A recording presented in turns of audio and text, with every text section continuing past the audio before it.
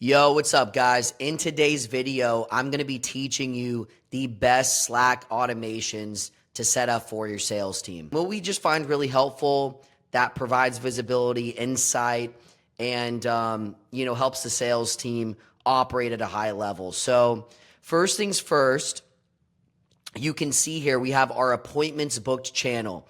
Now, again, some of this is going to be really simple, straightforward. You guys may already have Slack channels like this set up, but if you're not using Slack, if you don't have any channels set up for your sales team, if there's no automations, then this is obviously going to be super, super helpful for you. And there'll probably be channels and automations that you don't even have set up or have thought of yet. So, like I said, first things first, appointments booked. So we'll just connect this to any of our call booking software. And we'll have the appointment come in, name, email, phone number, what closer it's assigned to, what event type it came from, the link to that event type, just for visibility for all the reps on the team, all the leadership, and us obviously as sales managers. And then you can see what we do is actually group all of the Calendly event automations. I'm a really big fan of Calendly. This could work with, Schedule Once or any other, call booking software. But what we like to do is lump it all up so we can see the total amount of booked appointments for the day and how many are associated with each event type. So we know how many are coming from organic, the low ticket funnel, from our email follow-ups, so on and so forth. And again, what's nice about this is obviously all this imports into our CRM, but it also gives the closers another opportunity to get hit with a notification where they can see they just got a new booked appointment and then actually, do their pre-call SOP, for example. So it's just another helpful touch point to make sure nothing's slipping through the cracks and gives everyone some helpful visibility. Then we have our signed TOS channel. Guys, if you do not have a TOS for your offer, you are fucking crazy. That is a must. And obviously, again, guys, a lot of this is going to be super simple, super straightforward, but hopefully this helps a few of you here. So signed TOS, we do this where we connect it to the TOS software, like, Go High Level, whatever you guys are using. Where this is really helpful is sometimes your reps will be on the phone, and if they don't have visibility and they close a deal, every once in a while, a client says they've signed it, and the client might actually think that they did, but then we find out the agreement didn't get signed. That client tries to refund later. It's a whole fucking mess, and then it's really hard to go back and, rectify it at that point. So this just gives everyone visibility, gives the team visibility, the closers visibility, that it actually went through. We like to link the signed agreement right there. So then support being in this channel can just click the link directly and pull them as they need. The next channel is sales notifications. I'll be honest, this doesn't have, a ton of practical use because here shortly in this video, I'll talk about how we just connect it straight to the payment processor. So we have actual payment notifications.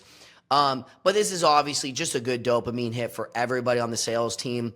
Gives them an opportunity to get hype, leave an emoji, and, show recognition to their other teammates. And plus, as leadership, as a manager, it feels fucking great pulling this shit up and just seeing all the sales notifications pop off and knowing you're making a shit ton of money. Then we have the payment notification channel. So I'd say this is a little bit more practical because you could actually see the dollar amounts coming in per full pay for, per payment plan.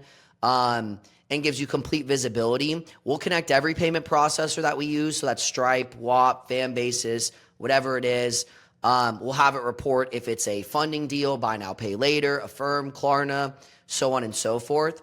So I do recommend having this as well. Just gives everyone a ton of clarity of how much cash is coming in every day, when cash came in, gives the closers confirmation too, especially again, like if you don't want them to have access to the payment processor or some of these other softwares, this is just an easy way to give them clarity when they actually have confirmation the payment went through. The next channel is the EOD channel. So I would say this is one of the most important channels that you could set up. Guys, I cannot stress how important an EOD form is or some kind of end of day reporting where basically you get a tally from each rep, from each setter of, how many calls, no-shows, cancels, total revenue, cash collected. I mean, quite literally everything.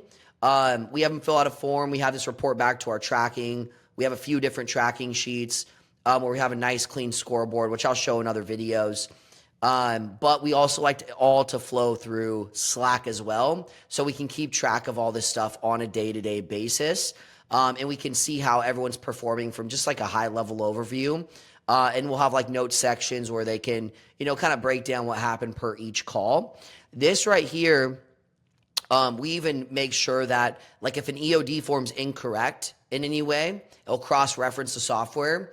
It will report an error message, so we actually know to fix it and change it right away, and also hold the closers accountable to making sure they're reporting this information correctly.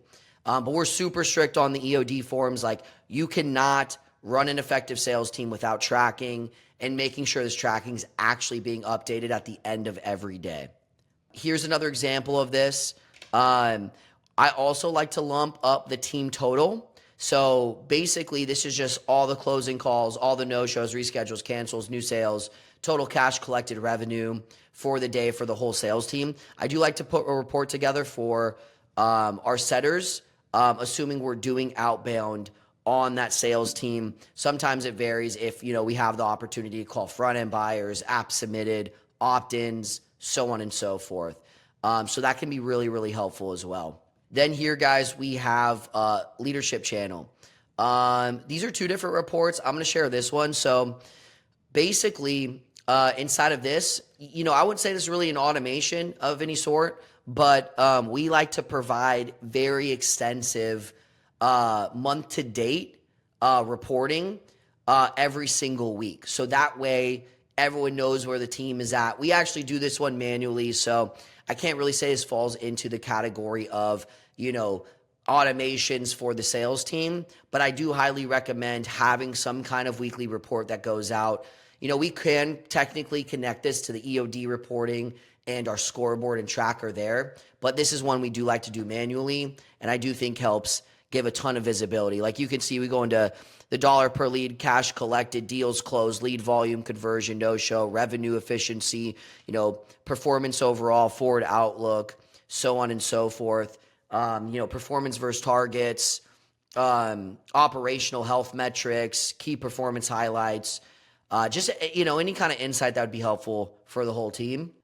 Jumping ahead, we have our payment plan overdue notification. So we will connect all our EOD forms to a payment plan tracker. Again, I'll show that in other videos. But with the payment plan tracking, because we have them document all payment plans. Sometimes things get custom. There's traditionally 2 and 3 pays. We always like to push for full pays, not even tell people about 2 and 3 pays, and then do an open wallet test, figure out how much money they actually have, or maybe we're collecting $3,000 up front and, $2,000 in 10 days or whatever it is. But this is helpful because then if someone's 7 days overdue on a payment plan, this will actually report directly to Slack. So the closers are held accountable to actually following up on these. They know that there's money outstanding and some low-hanging fruit for them to go get.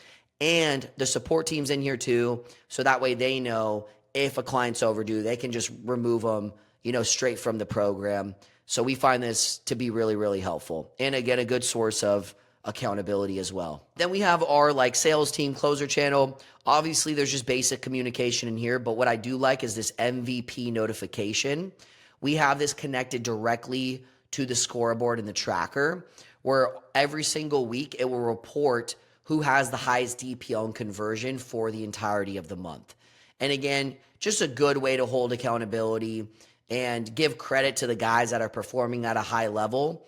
And keep the environment competitive, where if someone sees their name's not on the MVP, they're probably going to want to work harder to get it there. From here, guys, we do have a call review Slack channel. So I personally, when it comes to call reviews, and again, I'll shoot videos on this in later on, but when it comes to call reviews, I personally like to blindly spot check What I mean by that is I like to pull up random calls without any, feedback or filtration from the closers, preferably ones that didn't close. Sometimes I do like ones that closed, depending on what kind of feedback we're looking to provide. But that way you just get like an unadulterated, unfiltered view of like actually what's happening on the calls. But we do also like this where closers can submit their own calls for feedback. What we like to make them do is review their own call first, because sometimes they get in the habit of like, can you review this call? Can you review this call? Can you review this call? But they're not doing any fucking work on their end to actually get better.